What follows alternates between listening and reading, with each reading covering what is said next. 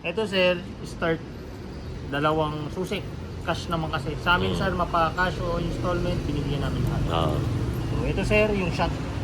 Para if ever na may ano, pwede nyo po siyang ilock.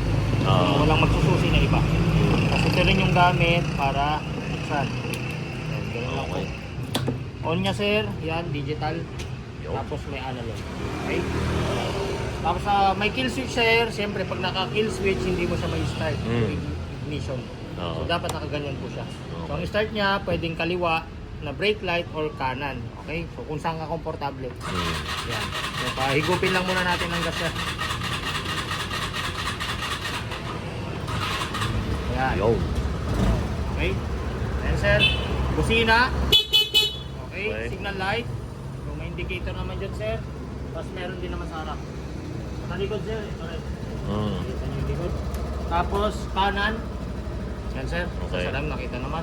Tapos hazard sir, ito po yun. On and off ng hazard. Okay. So yun po. Off natin. Tapos low beam yan sir. Pagka on, naka low beam, high beam. Low beam, high beam. Okay. So sa ang passing light niya sir, yung tawag dito, yung high beam niya mismo. Okay po. Tapos brake light sir, check natin. Kaliwa. Okay. Tapos sa kanan. Okay? Tapos nandito yung charging port niya sir, which is meron siyang ilaw na ano, blue. Tapos USB type. Okay po, USB. Okay. Tapos nandito naman yung mga kung ano pa yung pwede nyong ilagay dito na kasya, pwedeng tumbler. Ayan. Kasi ito yung helmet hook or yung mga pinamili. Okay. Kanya palengke. Okay po. So off muna natin sir. So ang upuan sir, pakaliwa. Yan. Counterclockwise pag ganun po. So pagka open, makikita nyo dito yung manual. So, manual na madalas hindi binabasa. Yes. Okay? Tapos yung libreng tools niya sir, magandahan yan. Medyo tatlo siya. So mayroong open wrench na 14 at G's. Okay. Pangtanggal ng spark plug at saka yung flat screw at saka Phillips. Okay? Ayan po. Tapos kasya dito yung half face helmet sir. Huwag lang yung may spoiler na helmet o yung full face. Okay po. So ang pagsasara, dahan-dahan lang din sir para hindi masira ito sa katagalan. Okay po. Okay. Tapos ang pagbukas naman sir nung gas tank, push mo siya pa kanan naman o clockwise. Push pa clockwise. Ayan sir. So pagka ano, open nyo po yan. Yan. Ngayon, advice ko na lang din sir, pag nagpagas kayo, i-check nyo rin lagi kung tama yung pagkakalagay nung anong gas pump attendant. Okay? Kasi minsan nalilimutan nila to, sinasara, yung pala hindi nila nailagay ito. So yun yung isang issue. Okay. Hindi naman issue ni motor, pero yung sa takip. Okay. Okay po. The rest is history. Ikaw na po yung magpapatagal sa kanya. Okay po. Okay. So ang side stand sir, ano din siya, may kill switch din. So dalawang kill switch, button at saka yung side stand. Ayan sir. Okay. Ngayon try natin yung kickstart. If ever na yung magloko yung ating push button. So, ayan po. Ingat sir. Okay po. So yun sir.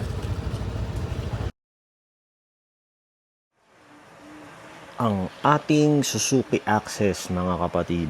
Ayan. So katatapos ko lang siyang linisan.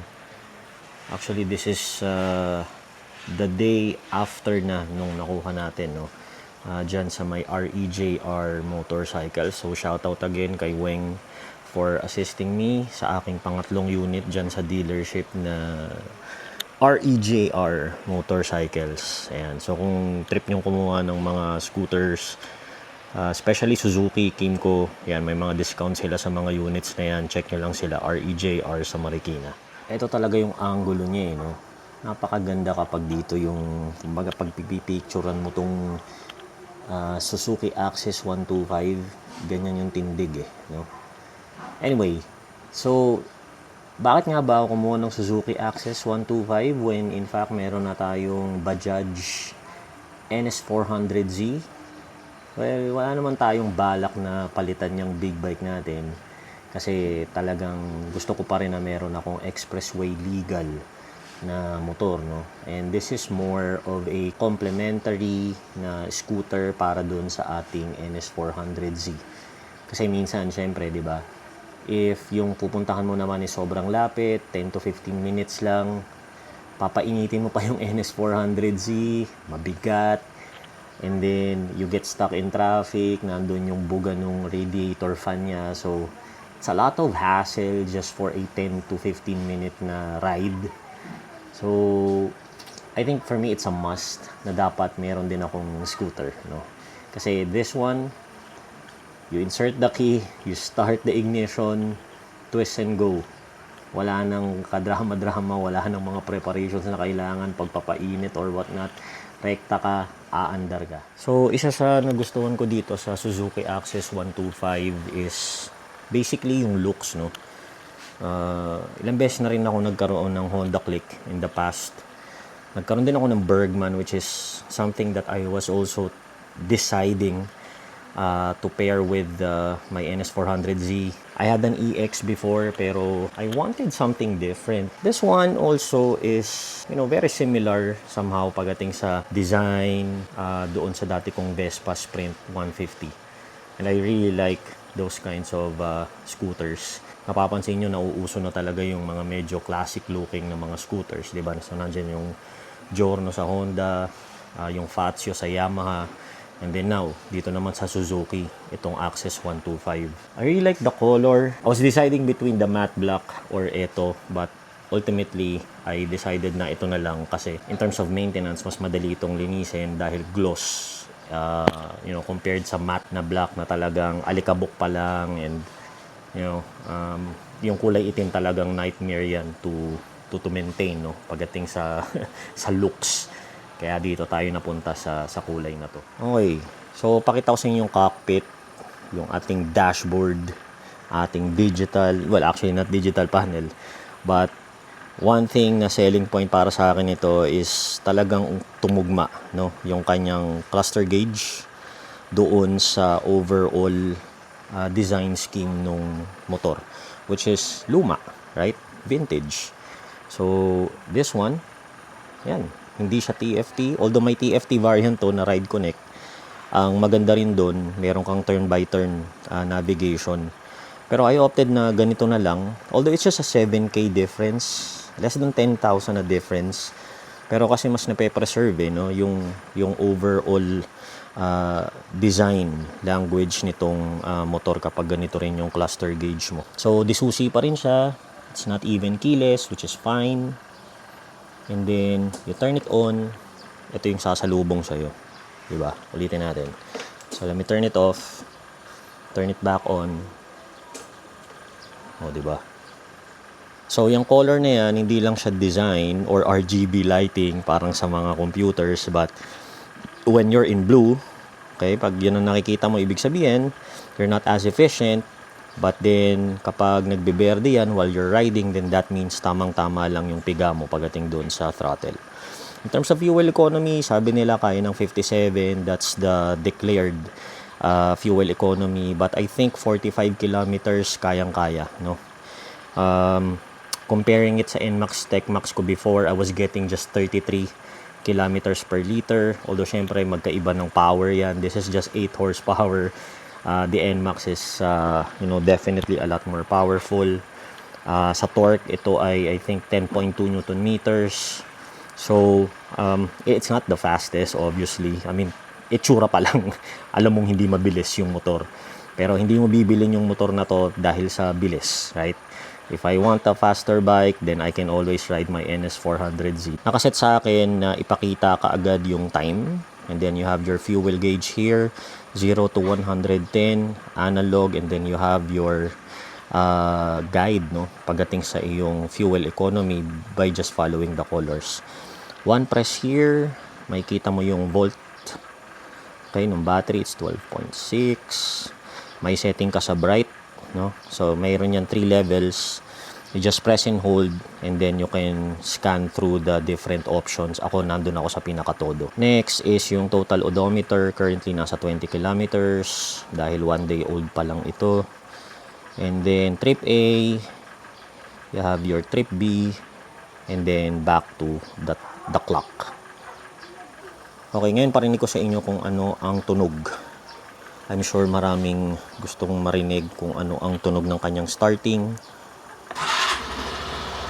Yun. Ito yung kanyang exhaust. So, ganun ang tunog niya. I mean, meron siyang ksh, and then that's it. No? I mean, hindi naman siya bothersome. Sa iba siguro, but for me, that's okay. Alright, now let's turn it off. Meron tayong engine kill switch here. Then, maganda rito, meron na siyang hazard button. Asa ba? Ayan. So, hazard. Ito yung itsura niya pag naka-hazard.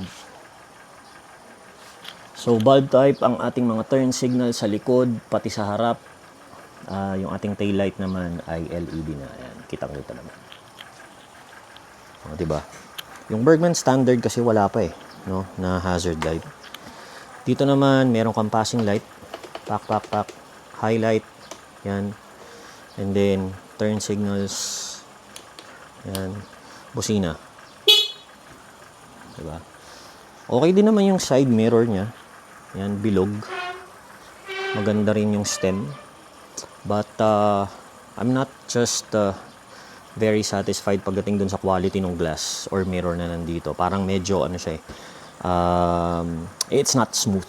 Alam mo yun? So, parang may imperfections yung, I don't know what you call it, but when you look through the, the visibility dito sa mirror na to, para siyang may alon, no? Ano naman yung itsura niya sa harap. Yan. So, this is how it looks. This is LED. I think I will have to adjust also itong ilaw na ito dahil masyado siyang mataas. And I think should be here somewhere. Yan. Meron din siyang DRL. Yan. So, automatic headlight on as always na sa mga medyo modern na scooters nowadays. And then, yun nga, turn signals natin, bulb pa. What's also good here is this one ay metal. So, Vespa-like. This one, I believe is metal also, but the rest are plastic na. Okay? Sa front, ayan yung kanyang gulong. This is 12 inches. Right? So, this is Maxxis tires. Okay? Disc brakes. This is also combi brake.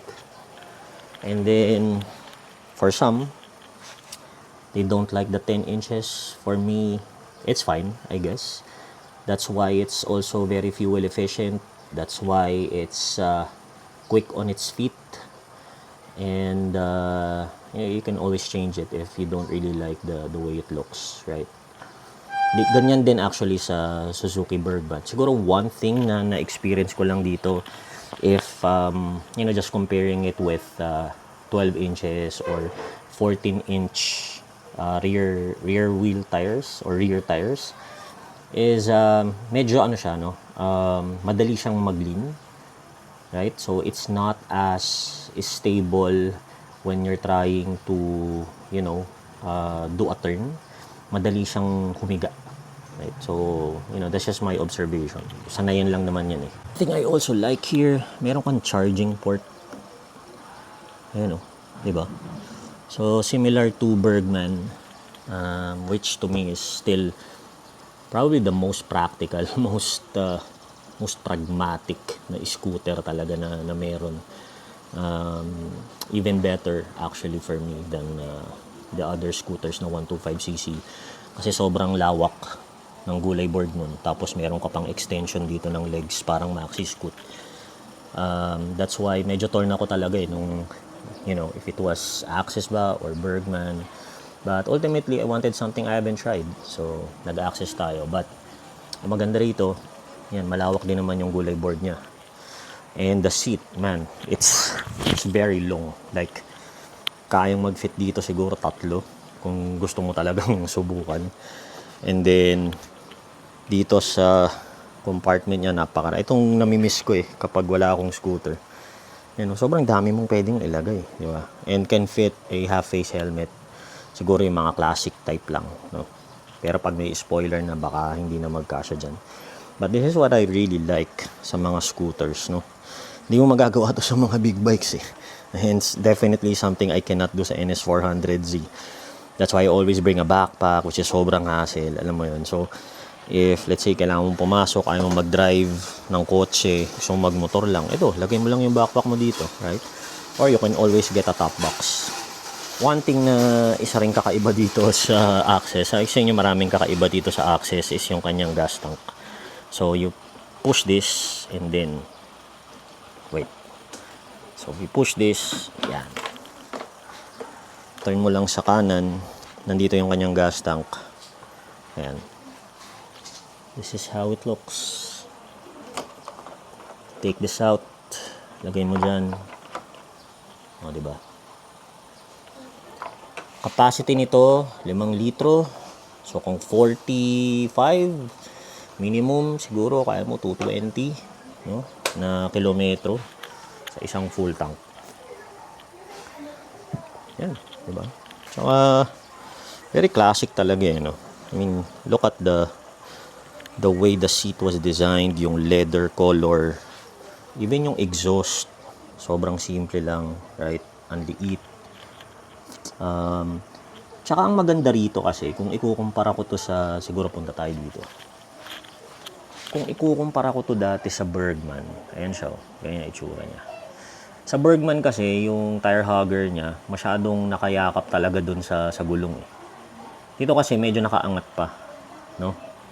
So, alam mo yun, medyo forgivable eh, yung itsura niya. Right? Kasi pag may tire hugger ka na medyo mas baba pa, doon lumalabas lalo yung sobrang liit ng gulong. You know? Pero sa akin hindi issue yun eh. Kasi pag hindi lang ito yung motor mo, parang okay lang eh. You can forgive eh, yung mga shortcomings, kung shortcomings nga bang matatawag.